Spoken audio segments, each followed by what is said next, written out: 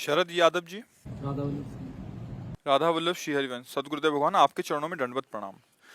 गुरुदेव भगवान, घर से वृंदावन आते समय ट्रेन में बैग चोरी हो गई, जिसमें गुरु प्रदत्त माला, श्री 84 जी, सेवक वाणी जी और छवि सब विराजमान थे। सदगुरुदेव भगवान, इस दास को दंडित करें। हाँ, नए ले लो। यहाँ शरीर भी चुरा लिया जाएगा, आज नहीं तो कल काल चुरा लेगा। काल जो है शरीर को भी, ये सब बाहरी बातें। नया माला ले लो, नई ठाकुर छवि ले लो, नए गुरु जी रख लियो, पूजन करो, भजन करो, फिर चुरा जाए फिर नए ले लो। हाँ, ये तो चलता संसार का खेल है, ये सब परिवर्तनशील बच्चा, इसमें ज्यादा नहीं सोचते। सावधानी रखे, जब चुरा ले तो फिर ये शरीर है, एक दिन चुरा जाएगा, तुम्हारे पकड़े नहीं रहेगा। काल भगवान इसे भी चुरा लेंगे। बस शाश्वत है भगवान का नाम, गुरु का ध्यान। ये छवियां तो आज हैं, कल नहीं रहेंगी। ये भी छवि नहीं रहेगी, आज बैठे हैं, कल नहीं रहेगी। ये खेल है संसार का। लेकिन जो हम बोल रहे हैं, इसे स्वीकार कर लोगे तो तुम देखोगे, हमारे स्वरूप को देखोगे, हमारी महिमा को जान जाओगे। और अगर अगर आप हमारी बात नहीं मानोगे, तो एक व्यक्ति से आप मिलने आए हो, हमारी बात मान लोगे तो महात्मा से मिलने आए हो। महात्मा का कभी अंत नहीं होता, क्योंकि अनंत का भक्त अनंत ही होता है। और सही पूछो तो अभेद हो जाता है भक्त और भगवान। जब चाहोगे तब बुला सकते हो, जिस रूप में चाहो उस रूप में मिल सकते हो, पर निष्ठा होनी चाहिए, भाव होना चाहिए। तो इसमें कोई ज्यादा परेशानी नहीं है। ये सब चुरा ले गया तो मान लो आग लग जाए तो सब जल जाएगा घर में। हम सोचते हमारे गुरु जी जल गए, हमारे ठाकुर जी जल गए। नहीं भैया, अग्नि भी तो भगवान का स्वरूप है, वो अपने स्वरूप में दूसरे विराजमान कर लो। ज्यादा परेशान होने की जरूरत नहीं। ठीक है श्री हरिवंश महाराज, करीब 3.5-4 साल पहले श्री धाम में आपके प्रवचन से सुने थे कि चैतन्य महाप्रभु के जो तृणादपि सुनी चैना तारवी सहिष्णु, वो जो वाणी है वो काम कांचन कीर्ति के निवारण के लिए अमोघ है। ये थोड़ा विशद करके विस्तार से थोड़ा बना। इसमें मूल बात है, जैसे तृणादपि सुनी चैन का, जब तक देहाभिमान है तब तक ये शब्द ही ना लागू नहीं हो सकता। मूल बात समझना है आचार्यों की। तृणादपि सुनी चैन वही हो सकता है जिसका अभिमान गलित हो गया है। अभिमान देह भाव, देह भाव में ही विद्या का, रूप का, कुल का, महत्व का, ज्ञान का, भजन का, भक्ति का, कई तरह का अहंकार होता है। भक्ति का इष्ट के प्रति अनन्य भाव होकर ठसक आना वो बंधनीय है, पर किसी साधक से होड़ लगाते हुए कि मैं इससे श्रेष्ठ हूं, मैं महान भक्त हूं, ये भी गलित होना चाहिए, ये नहीं ठीक है। इष्ट से तदात्म होते हुए, हम श्री जी के हैं, हम प्रभु के हैं, ये तो अभिमान बंधनी। लेकिन इष्ट के उपासकों से तदात्म करके गुण का, दोष का विभाजन करके अपने में श्रेष्ठता का भाव लाना, ये भक्त का भी दोष है, इसका मार्जन होना चाहिए। तो मूल में सबके हुआ देहाभिमान। देहाभिमान अंतःकरण के आम धर्म से तदात्म होने के कारण होता है। अंतःकरण में 4 करण हैं, बुद्धि, मन, चित्त और अहंकार। बुद्धि के द्वारा यदि ठीक निश्चय होगा तो अहंकार शुद्ध होने लगेगा। ठीक निश्चय क्या है? मैं प्रभु का हूं, प्रभु मेरे हैं, ये ठीक निश्चय है। इसके अलावा सब गलत निश्चय है। एक यही ठीक निश्चय है। बुद्धि का काम है निश्चय करना। दृढ़ निश्चय कर लिया कि प्रभु के सिवा मेरा कोई नहीं, मेरे तो गिरधर गोपाल दूसरो न कोई। जब ये निश्चय हुआ तो फिर प्रभु मेरे हैं, ये भाव आया। पहले मैं प्रभु का हूं, फिर प्रभु मेरे हैं। जब ये दृढ़ निश्चय हो गया तो मन फिर मनन करने का अधिकार नहीं पाता संसार का, क्योंकि जो मेरा है उसी का मनन करना है। अब मन सा वही मना कृष्ण पदारविंदयो, अब मन के द्वारा केवल आराध्य देव का ही संकल्प बनना चाहिए। चित्त का कार्य है चिंतन करना। जो हमारे आराध्य देव, उनके रूप, उनके गुण, उनकी लीला, उनके नाम का, उनके धाम का, यही हमारा चिंतन होना चाहिए। तो हमारा जो अहम देह भाव में था वो अपने आप समिट के इधर आ जाएगा। क्योंकि प्रभु मैं है अहंकार, भगवत स्वरूप है अहंकार। यदि वो देह को लेकर के होता है तो मलिन हो जाता, नहीं तो ये अहम ही मैं ब्रह्म हूं, ये अहम ब्रह्माष्टमी। अहम क्या हुआ? ब्रह्माष्टमी। अष्टमी ब्रह्म अहम, ये अहम ही ब्रह्म स्वरूप है। जब ब्रह्म स्वरूप हो जाता है तो उसमें छोटाई बड़ाई नहीं होती, उसमें क्षमता आ जाती है, तो वो मुक्त हो जाता है। पर भक्त मोक्ष चाहता नहीं, समझना। अब उसके अंदर अहम की क्षमता नहीं होनी चाहिए, अहम की दैन्यता होनी चाहिए। क्या दैन्यता होनी चाहिए? चराचर जगत मेरे आराध्य का स्वरूप है और मैं सबका सेवक हूं।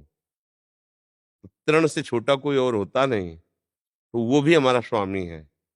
तृणते नीच अपनपो कहे, शुभ और अशुभ न जाने, हमारे यहाँ सेवक जी कह रहे हैं।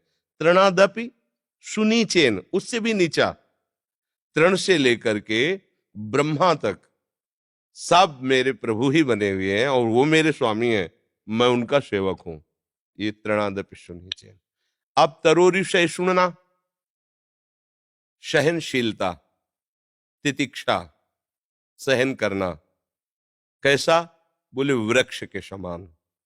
जैसे वृक्ष के साथ कैसा भी बर्ताव करो, पलट कर जवाब नहीं देगा, मंगल ही करेगा। उसके नीचे जाओ, ईंट पत्थर मारो तो छाया ही देगा, पत्र पुष्प देगा, फल देगा, छाल देगा, वो आपको नुकसान नहीं पहुंचाएगा। ऐसे ही जो नाम जपक है, नाम कीर्तन करने वाला है, उसको कोई गाली दे, उसको कोई मारे पीटे, अब वो कैसे सहे? कैसे सहे? वृक्ष तो जड़ है, बोल नहीं पा रहा, लेकिन वो चैतन्य है। चैतन्य प्रकाश से देख रहा है, सह रहा है, बोल सकता है, प्रतिकार कर सकता है, या प्रतिकूल व्यवहार भी कर सकता है। अब जब उसने शरणागत प्रभु के भाव को स्वीकार किया, तो इन्हीं से शरणागत होता है। तन वांग मनोभिर अमलई सोहम तविवास्थिता, शरीर से, वाणी से, मन से, स्वयं से मैं प्रभु का हूं। वो पहले ही निश्चय बुद्धि का जब हो चुका है, अब ये शरीर प्रभु का है, अब चंदन लगावे या वो पादुका से प्रहार करे, ये मेरे प्रभु का विधान होगा।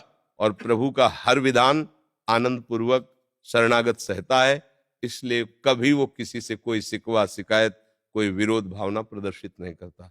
कोई अपने भजन बल से उसको ताड़ना देना, उसको दंड देना, उसका नाश कर देना, ये नहीं हो सकता। जो शरणागत भक्त है, करत जे अनशहन निंदक तिनहु पे अनुग्रह करे। जैसे वृक्ष के ईंटा मारो तो पत्ता देगा, अगर उसकी छाल में लगेगा तो उतनी त्वचा उसके नीचे गिर जाएगी। आपके प्रयोग में आए ना आए, वो देगा, लेगा नहीं, आपका अहित नहीं करेगा। तरुर सुना। ऐसे ही साधु को तुम गाली दो, मारो पीटो, तो भगवान की जो दिव्य शक्तियां वो तो तुम्हें खींचेंगी, वो तुम्हें दंड देंगी, पर साधु से नहीं होगा। वो यही चाहेगा भगवान तुम्हारी बुद्धि शुद्ध करे, शरीर तुम्हारा स्वस्थ रहे, भगवान तुम्हारा मंगल करे। उसका हृदय ये नहीं चाहेगा कि कष्ट हो जाए। कैसे? जैसे अपनी जवान दांतों से अपने ही कट जाए, किसको हम रिपोर्ट करें? अपने ही हाथ से अपने ही अंग में चोट लग जाए, बहुत बार ऐसा होता है, किसको रिपोर्ट करते हैं? किसी को नहीं। ऐसे ही उदार चरितानाम वसुधैव कुटुंबकम, ये सब मेरे स्वरूप ही है, मेरी आत्मा है, मेरे प्रभु स्वरूप है, मेरे ही है। या ज्ञान की तरफ बढ़ो तो मैं ही हूं, दूसरा नहीं। अब किसको शिकायत? दूसरा कोई हो तो शिकायत करे।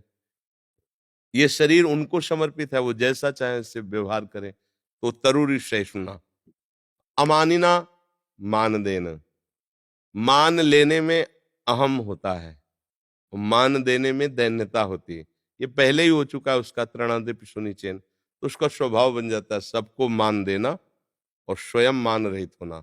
समहि मान प्रद आप अमानी, आप मान रहित होता है, सबको मान देता है। उसके हृदय में इतनी दैन्यता होती है कि एक छोटे से छोटे भी जीव को आराध्य देव समझ करके उसको पीड़ा नहीं पहुंचाएगा, अपमान नहीं करेगा। उसका कोई अपमान करे तो उसे चुपचाप सह ले लेगा। अपने को सबसे छोटा समझता है, क्योंकि सब में अपने स्वामी को देखता है, इष्ट रूप देखता है। ऐसे जो नाम कीर्तन करता है वो मुक्त हो जाता है। किनसे? द्वंद्वों से, विकार युक्त कामनाओं से मुक्त हो जाता है। स्वाभाविक हृदय जब सरस होता है तो किसी भी तरह की अभाव की वृत्ति नहीं होती।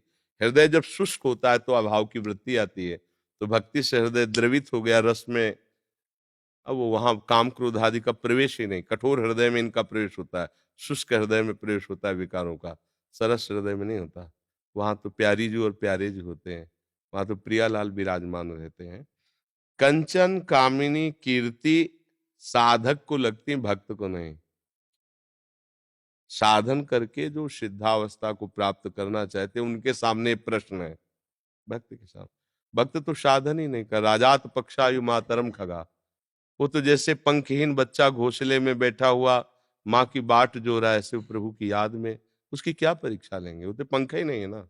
अजात पक्षा यु मातरम खगा, वृत्तासुर जी ने विनय में प्रार्थना करते हुए अंतिम समय भगवान से, अजात पक्षा यु मातरम खगा। अब भक्त के ऊपर परीक्षा की जरूरत नहीं, गोदी का बच्चा उसकी क्या परीक्षा है। जो साधक है, साधु है, वो है चतुर विद्वान ज्ञानी, उसकी परीक्षा हो सकती कंचन कामनी की। हाँ, भक्त अहंकार कर ले तो उसकी भी परीक्षा हो जाएगी, लेकिन भक्त वही है जो अहंकार रहित है, भगवान के आश्रित। भक्तों की परीक्षा नहीं होती, भक्तों की योग्यता का दर्शन कराया जाता है। जैसे कहा जाता है कि भक्तों की परीक्षाएं नहीं, परीक्षा नहीं है, वो देखो कितने समर्थ है, ये दर्शन कराया जाता है।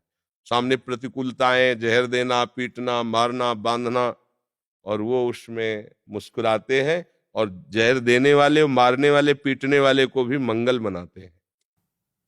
उनकी परीक्षाएं नहीं होती। और ऐसा रूप सामने आ गया है कि अब कोई नजर ही नहीं आता, किसको देखें। ऐसा रस अंदर नाम का प्रकट हो गया है कि उसको धन की आवश्यकता ही नहीं है, परम धन नाम प्राप्त हो गया है ना। और यश, इससे बड़ा यश क्या हो सकता है कि हम भगवान के दास हैं, इससे बड़ा कोई यश थोड़ी है भाई। जितने भी पद है सब प्राकृतिक है, और ये चिदानंद पद है, हरिदासत्व। हम प्रभु के हैं, हम गुरु के हैं, हम श्री जी के हैं, हम ठाकुर जी के हैं, तो हमारी कीर्ति भी अविनाशी है, हमारा धन भी अविनाशी, क्योंकि नाम रूपी धन। कबीरा सब जंग निर्धना, धनवंता नहीं कोई, धनवंता सोई जानिए जाके राम नाम धन होए, कृष्ण नाम धन हो। तो हमारे समान कोई धन ही नहीं, तो एक कंकर पत्थर वाले रुपए पैसे की आकांक्षा कौन करे, जब परम धन राधा नाम आधार उसको प्राप्त हो गया है। और रूप देखो माई सुंदरता की सीमा, तो फिर किसको देखे हो। तासा मावीर भूत छौरी इसमें मान मुखाम्बुजा, पीतांबर धरास्त्रक भी साक्षात मनमत। देखो रूप की बाजार लगी, इधर देखो कौन रूप देखे। तो कामिनी कंचन और कीर्ति का भय साधकों को होता है, भगवत शरणागतों को नहीं, क्योंकि वो देख ही नहीं सकता। ऐसे रखते हैं वो, करो सदा तिनके रखवारी, जिम बालक राखे महतारी। बलवान घोड़े को जानते हो, जब ये उसमें रथ में जोता जाता है तो एक ऐसे लगाया जाता है, वो ऐसे देख ही नहीं सकता है, क्योंकि यहां लगी है लगाम, तो ऐसे कर नहीं सकता, और इतने केवल देख रहा है। ऐसे ही भगवान को भक्त होता है, भगवान इतने ही रखते, बस मेरी तरफ। इधर लगाम है, क्या ऐसे नहीं देख सकता, लगाम है ना। करो सदा तिनके रखवारी, जिम बालक राखे महतारी। भगवद आश्रित जन ये कंचन कामनी की होती। ये भय उनको है जो साधना कर रहे हैं, गोद में बैठने वालों को, चरण में पड़ने वालों को भय नहीं।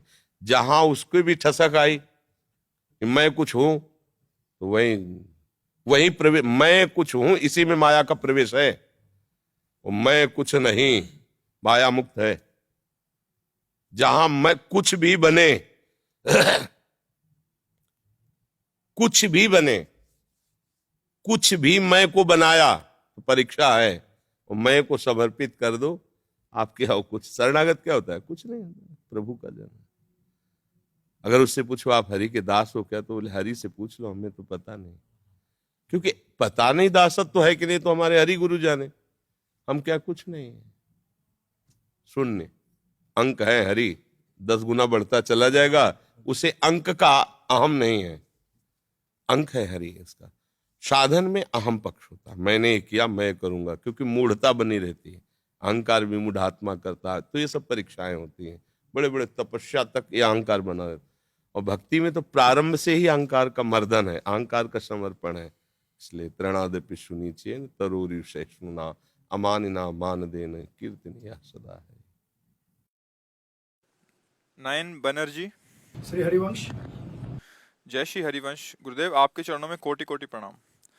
गुरुदेव भगवान, श्री जी के चरण कमलों में शरणागत होना चाहता हूँ और मेरा आज का सवाल ये है कि श्री हरिवंश का अर्थ क्या है? हा हरि, रा राधा, बा वृंदावन, सा सहचरी। वृंदावन के मध्य में सहचरियों के मंडल में विराजमान श्यामा श्याम, यह श्री हरिवंश, यह है अर्थ। हा हरि वंश, हा में हरि, रा में राधा, वा वृंदावन, सहचरियों के मध्य में विराजमान युगल सरकार।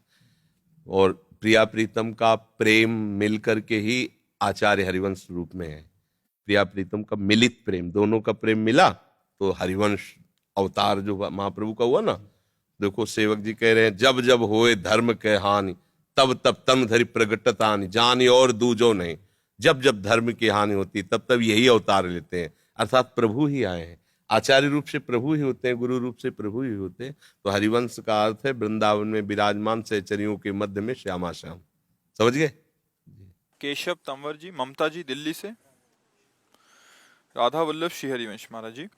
महाराज जी, हम 9 साल से भगवान नारायण जी की सेवा वात्सल्य भाव से कर रहे हैं। हम 2 साल से आपका सत्संग भी सुन रहे हैं। महाराज जी, अब आपसे दीक्षा लेना चाहते हैं, लेकिन हम भगवान नारायण की सेवा भी नहीं छोड़ना चाहते। कृपया हमारा मार्गदर्शन करें। ब्याह करके किसी और के यहाँ जाए, आंख किसी और से लड़ाई, कैसा रहेगा? अब भाई जब हमारे शिष्य बनोगे तो वही हैं, दूसरे नहीं है। पर श्यामा श्याम का आज नहीं तो कल बदल जाओगे, बदल ही जाओगे, क्योंकि ये प्रेम मार्ग है। फिर देख लेना, मान लो जहां आप रोज सत्संग सुनोगे, मंत्र जपोगे तो उसका प्रभाव होगा। वही है, वही नारायण है, वही हरि है, वही श्री कृष्ण है, वही श्री राम है, कोई अंतर नहीं। पर हम जिसको गुरु मानते हैं, फिर जब गुरु मंत्र और उनकी उपासना जाती है तो फिर वो अनन्य कर देते। फिर धीरे धीरे द्विभुज मुरली मनोहर के प्रति जब भाव बनेगा तो चतुर्भुज नारायण से मन तो हट ही जाएगा ना, वो भाव आ जाएगा। तो अभी तो प्रारंभ में सबका ऐसा होता है। जैसे हम महादेव जी की उपासना करते थे तो राधा वल्लभ जी के बनने के बाद भी वर्षों मन उन्हीं का आश्रय लिए रहा, चिंतन। फिर धीरे धीरे धीरे धीरे परिवर्तन। अब ऐसा थोड़ी कि कोई असत भावना तो है नहीं। मान लो 9 वर्ष से नारायण की उपासना, तो सच्चिदानंद नारायण है ना, वही श्री कृष्ण है। अब धीरे से परिवर्तन होगा, उसमें परेशान नहीं हो, क्योंकि वही है, दूसरा नहीं। पर टिक नहीं सकते, पहले बता रहे हैं, वहां टिक नहीं पाओगे। क्योंकि जब आप संग करोगे और जब आप उपासना का मंत्र जपोगे तो आपका ही मन बदलने लगेगा। जैसे बदला ना, तो ऐसे मन बदल। फिर तो याद आने पर आपको चुभन होगी, फिर याद आने पर चुभन होगी, नहीं बस हमारी प्रिया जो, हमारे लाल जो, ऐसा फिर आ जाएगा। तो इसलिए आप देख लो, चोर का संग करोगे तो चोरी तो आ ही जाएगी। तो ये